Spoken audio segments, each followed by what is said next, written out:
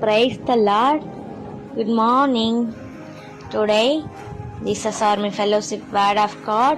நான் தேசத்தை அழிக்காதபடிக்கு திறப்பிலே நிற்கவும் சுவரை அடைக்கவும் தக்கதாக ஒரு மனுஷனை தேடினேன், ஒருவனையும் காணேன்.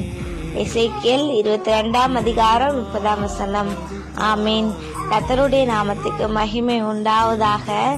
நான் தேசத்தை அழிக்காதபடிக்கு திறப்பிலே நிற்கத்தக்க ஒருவனை நான் காண பார்க்கல என்று இந்த காலை வெளியில இசப்பா சொல்லியிருக்கிறார்.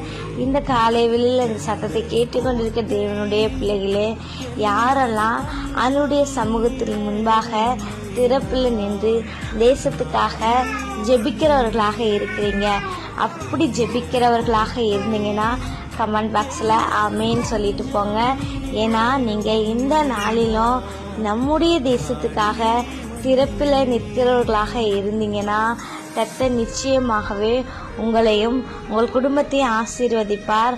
அப்படி ஒருவனையும் காணேன், நான் தேடினேன், ஒரு மனுஷனை கூட காணலேன் என்று வருத்தத்தோடு ஆண்டவர் சொல்லியிருக்கிறார்.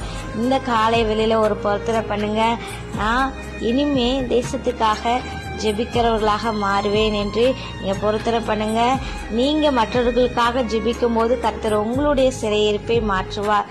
விசுவாசித்தால் தேவனுடைய மகிமையை காண முடியுமா?